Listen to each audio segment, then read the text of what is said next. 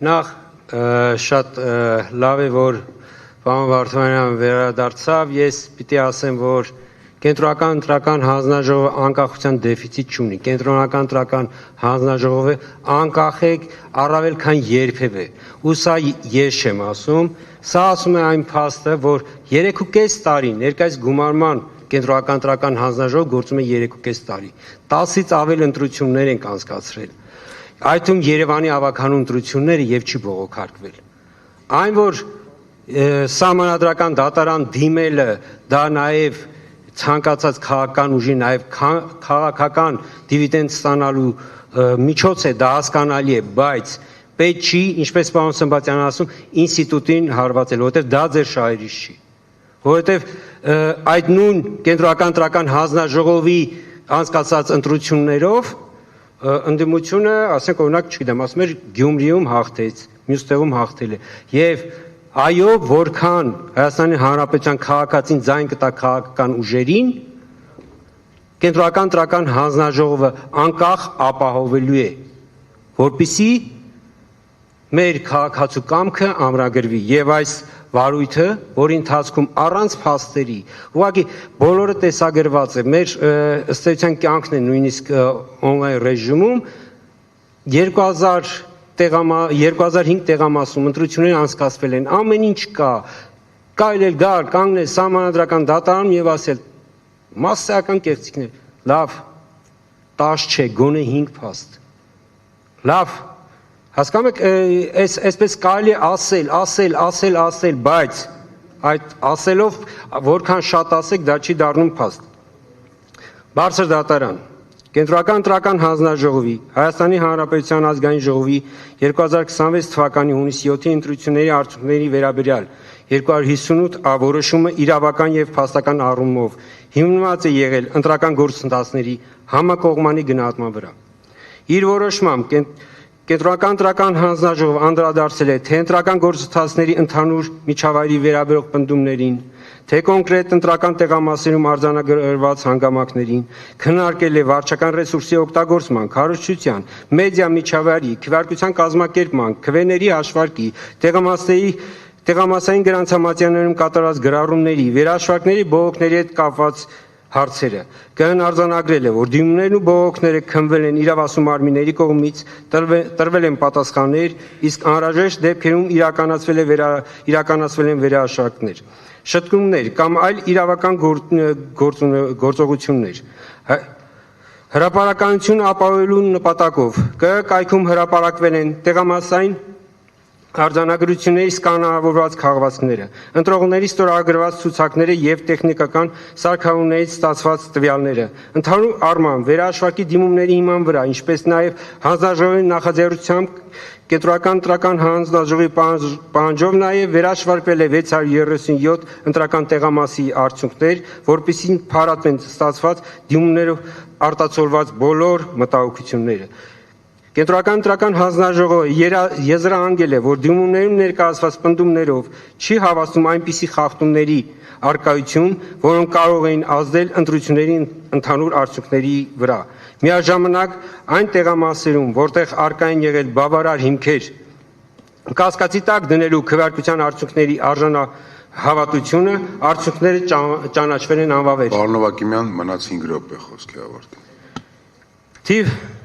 12-13 ընտրական տեղամասի արդյունքները անվավեր են ճանաչվել, այն հիմքով, որ քվեարկության օրը ողջ ընթացքում բացակայել է ընտրությունների մասնակցող ազգային ժողովրդավարական բևեռ համահայկական կուսակցության թիվ 8 քվեաթերթիկը։ Թիվ 35 կոտորակ 65 եւ 10 կոտորակ 51 ընտրական տեղամասերի արդյունքները անվավեր են ճանաչվել Կենտրոնական ընտրական հանձնաժողովի նախաձեռնությամբ։ Թիվ 35-65 ընտրական տեղամասի դեպքում գրանցամատյանում արձանագրվել էր, որ ժամը 20:00-ից հետո ընտրական տեղամասի դուռը փակված չի եղել եւ քվեարկությունը ավարտվել է միայն 23:38-ին։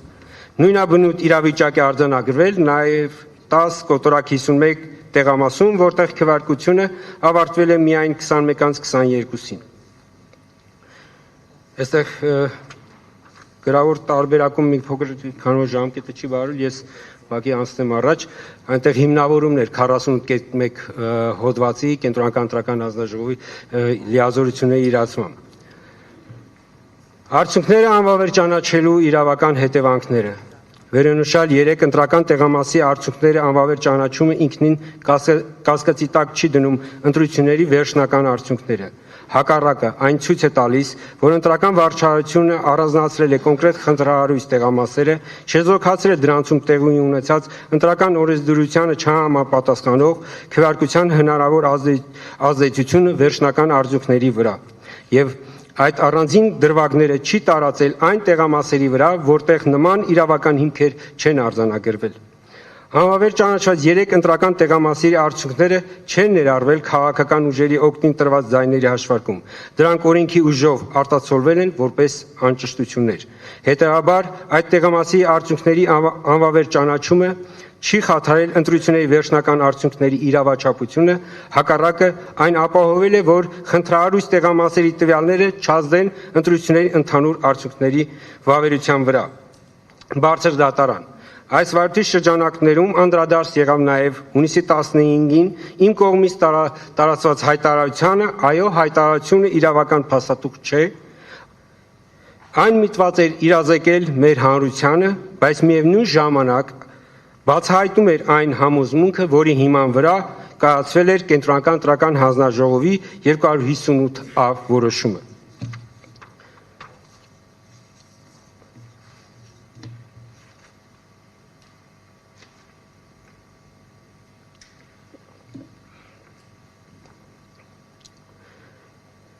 Կենտրոնական ընտրական հանձնաժողովը եզրահանգել էր, որ ընտրությունների նախապատրաստման, քվեարկության, ձայների հաշվարկի եւ արդյունքների ամփոփման ընթացքում չեն հաստատվել այնպիսի խախտումներ, որոնք կարող էին ազդել համապետական ընտրությունների վերջնական արդյունքների վրա։ Միաժամանակ կենտրոնական ընտրական հանձնաժողովը արձանագրել էր, որ 3 ընտրական տեղամասերում քվեարկության ընթացքում տեղի են ունեցել ընտրական օրենսգրքի կոպիտ խախտումներ եւ այդ տեղամասերի նկատմամբ կիրառել էր օրենքով նախատեսված իրավական հետևանքը։ Ընտրական օրենսգրքի 101-րդ հոդվածի կիրառման համար էական է ոչ թե այն, որ խախտումը կարող էր ազդել կոնկրետ ընտրական տեղամասի արդյունքների վրա, այլ այն, թե արդյոք այն կարող էր փոխել ընտրությունների համապետական վերջնական իրավական արդյունքը։ Այդ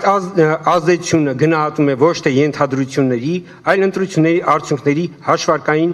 մեխանիզմի միջոցով։ Տվյալ դեպքում 3 անվավեր ճանաչված ընտրական տեղամասի մասնակիցների ընդհանուր թիվը կազմել է 3395։ Ընտրական օրենսգրքի 95-րդ հոդվածի 4-րդ մասի նախատեսված անցողիկ շեմի հաշվարկային հիմքից այդ թիվը հանելու դեպքում անցողիկ շեմը պետք է հաշվարկվեր 1,457,676 թվից 4%-ը բարձրաձակ թվով կազմելու էր 58,307,04, Բարգավաճ Հայաստան կուսակցության ստացած 58,287 քվեները կազմում են վերը նշված թվի 3,9986 10,000%-ը, այսինքն Բարգավաճ Հայաստան կուսակցությունը այս դեպքում եւս չէր հաղթահարի 4%-ի շեմը։ Ստացվում է, եթե անվավեր ճանաչված 3 ընտրական տեղամասի արդյունքների ազդեցությունը մեկուսացնում ենք, ընտրությունների իրավական արդյունքները չեն փոխվում, բարձր դատարան։ Ամփոփեք, ավարտում եք, ժամկետը լրացավ։ Ժամկետը լրացավ։ Ես այստեղ գրավոր տեքստում նաև տակտիկական քվեարկության, նաև վերաքվեարկության ինստիտուտին էի անդրադարձել, ուղղակի ժամանակ չունենալու պատճառով գրավոր եզրափակիչ ելույթը տրամադրենք բարձր դատարան։ Ոչ միայն դուք, այլ բոլոր կողմերին կառաջարկեի իրենց եզրափակիչ խոսքերը գրավոր տրամադրել դատարանին։ Բարձր դատարան։ Կենտրոնական ընտրական հանձնաժողովը գործել է իրավաչափ, կենտրոնական ընտրական հանձնաժողովի որոշումը իրավաչափ է։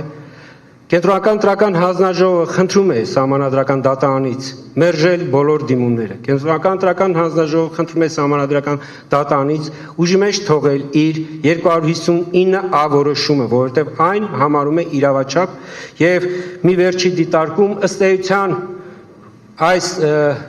դատավարության ընթացքում մեր հարգելի դիմողները ոչ թե ընտրական համակարգի գործողություններն են կասկածի տակ դնում, այլ գործնականում կասկածի տակ է դրվում մեր ընտրողի կամքը, որը արտահայտված է հունիսի 7-ի քվեարկության արդյունքներով։